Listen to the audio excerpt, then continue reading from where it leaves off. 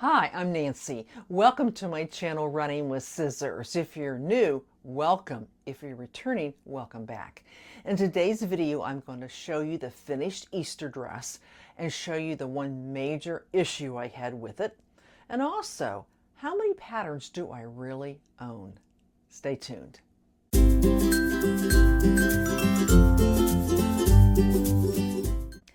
Okay.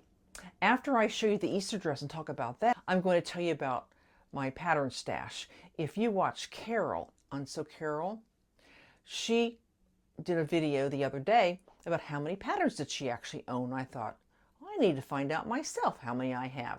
So I'm going to go through that with you in just a minute. But first, let's talk about the Easter dress. Well, I made this Butterick 6161. The one the little girl's wearing with all those ruffles. Now, the pattern's not bad. The fabric I used, that jacquard, not bad. But it should have been used for this particular pattern because the zipper down the back, when you get past, let me show you in the back, when you get past the bodice and it's going down past the bodice, it gets into that ruffle. When you sew the seam and then of course you press it out, well, when you're trying to sew the seam through that much fabric, it's just a big mess. It just doesn't want to flatten out. I tried just doing the zipper just from the neck to the bodice. Then I thought it wouldn't open up enough. Maybe if she raised her hands above her head, you know, I thought, well, maybe I can try and shorten the zipper, but maybe have it a little 2 inches longer than past the bodice. And there's where I probably should have left it alone because, and I'll show you that little section there, the fabric frayed. And I tell you what, I worked on this all week, basting and picking and basting and unpicking. It was just, I don't know, I was just beside myself. You know, you make something for yourself and it doesn't work out or you have an issue, it's not that big a deal. But when you're making it for somebody else to wear, it really got to me and I was pretty upset with it. But I'll show it to you. When you look at it, it doesn't look that bad. And I suppose if anybody looks at it really close, they can see it. But they're mainly going to see the front of the dress. But let me show it to you and I'll explain why I was upset about, you know, the zipper situation.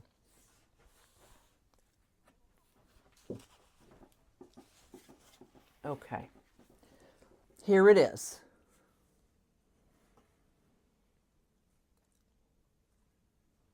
Now this part right here, when she tries it on and she fills out the bodice and ties the bow in the back from the sash, it'll go flat against her belly.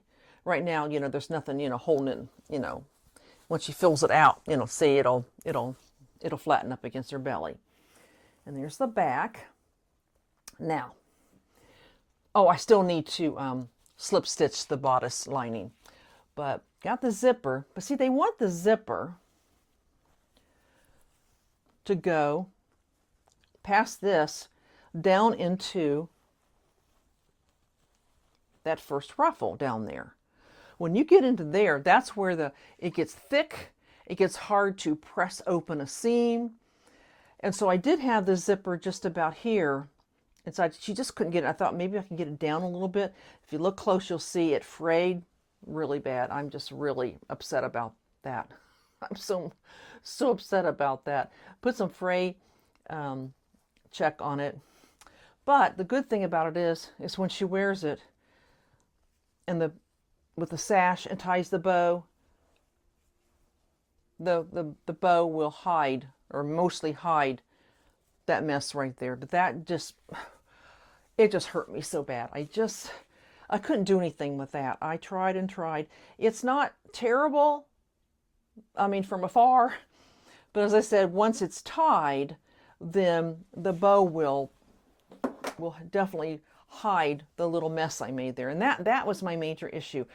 Nothing against the pattern or the fabric, but I just think this fabric wasn't really meant for this pattern because of the zipper. It's just so hard to press out a seam when you have that much fabric. And when she's wearing it, and see, the bow will hide the bottom of that, and it should be okay. But yes, I do like it.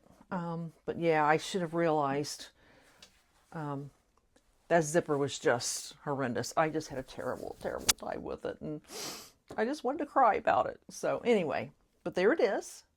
I did have her try on the bodice last week just to make sure it all fit, and the bodice fit just great. And also, I don't think I'm going to have a problem with it fitting her. It's kind of heavy though, and she's not a very big little girl. But there you go. I don't have anything picked out yet for the granddaughter that's next in line.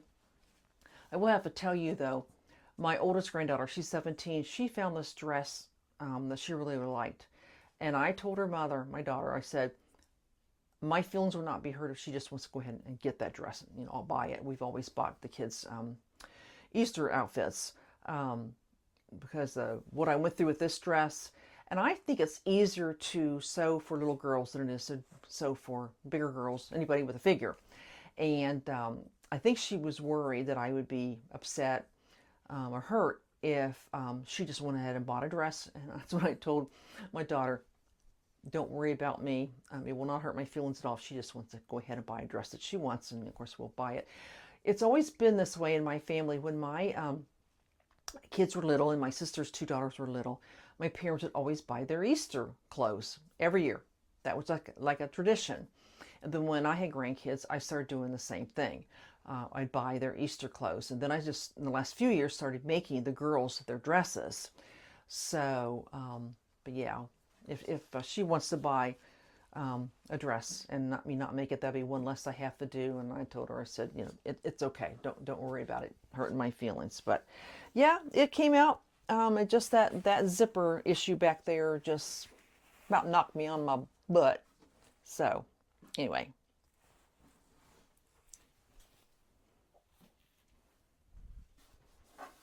I'll let you know what the other girl decides. In fact, her birthday's Sunday. She'll be 10.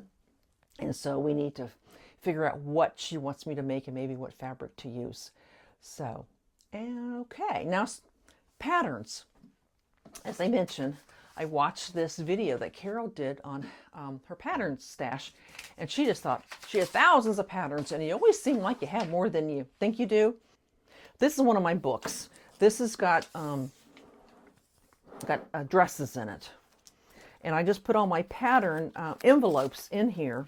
That way you can kind of go through here and choose what you want. And then I've got the directions and the patterns themselves in a manila envelope. And I have those in my little baskets. So I planned on, I thought it'd be easier. I've got this app on my phone that tells me how many patterns I have, but it's kind of misleading because you know how you have patterns that have more than one item. Let's see. For instance, this new look, it has a dress and a skirt and a top. So in this app that I use, if you're looking for dresses, you'll find this pattern. If you're looking for skirts, you'll find this pattern. If you're looking for just a top, you'll find this pattern. So it's actually in there 3 times. So if I use the number on my app of how many skirts, dresses and tops I have, this pattern would get counted 3 times, which makes it nice in my app because that way if I'm looking for a dress, I'll find this dress, or if I'm looking for a skirt, then this skirt will pop up. So what I did was I just took my books. I've got 2 of these pink ones with dresses. I've got one with tops, one with bottoms, and I have one with children's. And what I did was I just took a piece of paper and I also divide them by Butterick, Simplicity, that type of thing. And so I made them whenever, like this one said New Look. I put a little mark by New Look. If I made it, I put a hash mark in a column for the made. So then I turn the page and so here's another New Look. And this one I actually made. So I put, yes, I have this new look, and then I put a hashtag that I made it. So I went through all my patterns like that.